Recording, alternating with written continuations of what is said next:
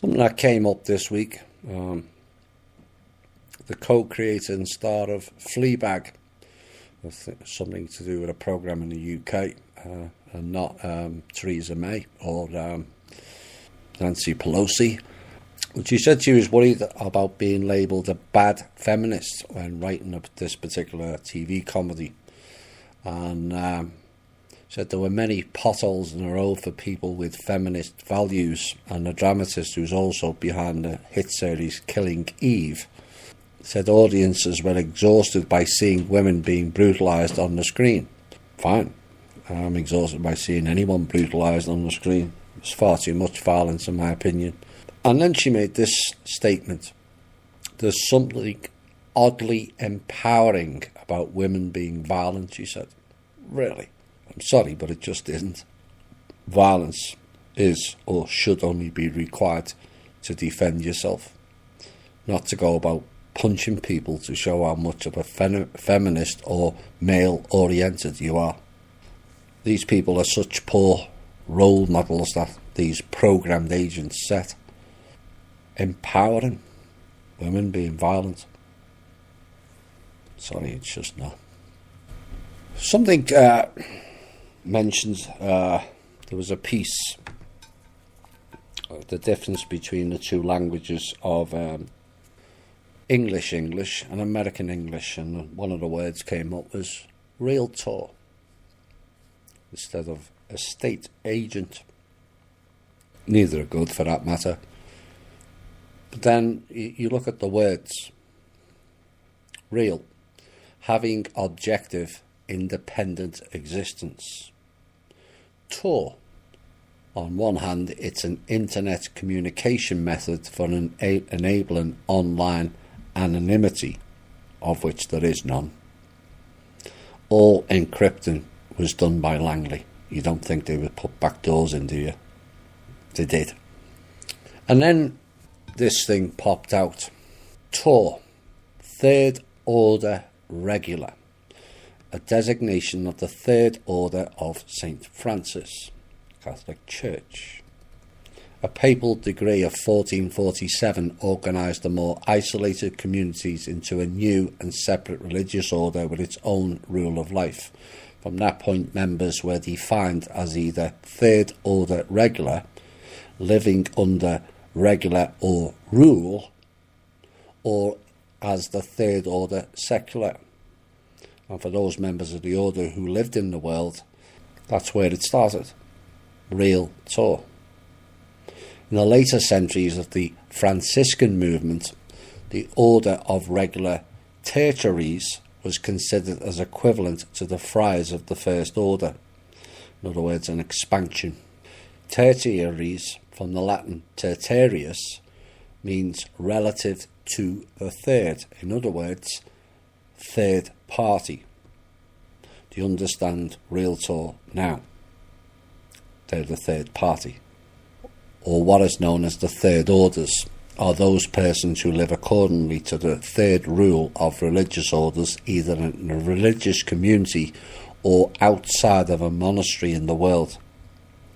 Now, the idea which forms the basis of this institute is in general that persons who, on account of certain circumstances, cannot enter the religious order, strictly so called, may, nevertheless, as far as possible, enjoy the advantages and privileges of the religious order. In other words, it's a bit like politicians. They make laws, but laws don't apply to them. They're always outside of the system, you see. The hidden third party, the Tor. As to the place where the Third Order was first introduced, nothing certain is known. No surprise there. Except there was. And the opinion is for Florence, Italy, chiefly on the authority of Mariano of Florence or Firenze, who cites the first papal bull known on the subject and suggests the date was 1221. This is how far this goes back. Was the earliest date for the founding of this particular Third Order. Why is that date significant? Well, it was initiated by Pope Innocent III, Third Order. This is the same Pope who administered the Magna Carta, which, contrary to some, was an attempt at transferring the power of the kings over to the bloodline families, of which we will cover in From Russia with Love 3. In other words, that was a faction war. A bit like Kennedy and Bush. Kennedy was taken on the Bushes and lost his life. It wasn't for the people, it was a faction war. Now, estates, as they were called, were being stolen from the people and also from the barons at the time. And barons are titles of nobility and so are not the common people. A land grab back in the 1200s. And this was first drafted by the Archbishop of Canterbury to make peace between the unpopular king. There's nothing technically wrong with the king, they just wanted to replace it with somebody else. And a group of rebel barons, in other words, the families. And it promised the protection of church rights, protection for the barons from illegal imprisonment, access to swift justice and limitations on feudal payments to the crown. So they didn't have to pay. In other words, to be implemented through a council of 25 barons. Neither side stood behind their commitments, and the charter was annulled by Pope Innocent III again, leading to a war. No surprise there.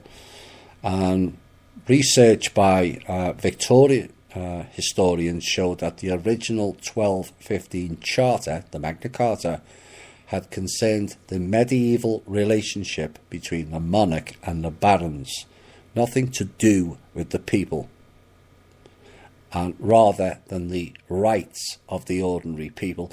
No, it was to elevate the families. Magna means great. Carta means charter. Charter means contract, franchise, special privilege, immunity or exemption. Getting the picture now? It also means to certify. Now, franchising is based on a marketing concept, which, as you can see, has been going on a long, long time. Just escalated over the last 100 years or so, which can be adopted by an organisation as a strategy for business expansion. It's the third partner again. You have the funder, the business and the seller. And where implemented, a franchiser licenses its know-how, its procedures, its intellectual property, its use of the business model, brand and rights to sell its branded products and services to a franchisee. In return, the franchisee pays certain fees for the privilege of it and agrees to comply with certain obligations typically set out in a franchise agreement. Now, the word franchise is of Anglo-French derivation from the word franc, which means free. In other words, it's free to the franchise owner, and he puts out rubbish and the sellers use the program and then pay fees back. Nevertheless, the rudiments of modern franchising dates back to the Middle Ages, when landowners made franchise-like agreements with tax collectors who retained a percentage of the money they collected and turned the rest over. It's like the modern day debt collectors, isn't it? Again, third party. Now, three important payments are made to a franchisor. A royalty for the trademark. B, reimbursement for the training and advisory services that are given to the franchisee, whether the franchisee wants them or not. And C, a percentage of an individual's business unit sales. Now, franchise fees are on average 6.7%, with an additional average in marketing fee of 2%. And all of that is going back to the hidden third order. Now, Magna also means this is French, who ran Britain back in the 1200s.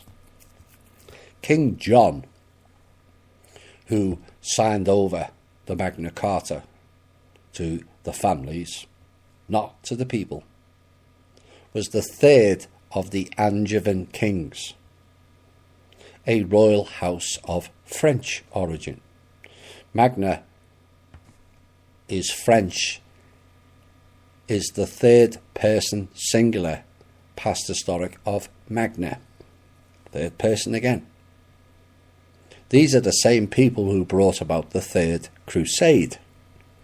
Richard the Lionheart. Lion is a reference to Egypt. Again, you'll find out these details in From Russia with Love 3. Venerated. Richard the Lionheart. Venerated in the UK, where he was actually born and raised in the UK, or England, but only spent as much as 6 months there ever. And the other one was the Plantagenets, French. The estate definition is kind of broad, but here are a few that may lead to a conclusion. Landed property, from the Latin word status, meaning social position of the aristocracy. So estates were not for the average person, it's for the third person. In other words, the elites. And estates also mean the collective assets of a dead person. Oh my. But all dead after 7 years, remember? Who instigated that? The same people. Rome. Chattel.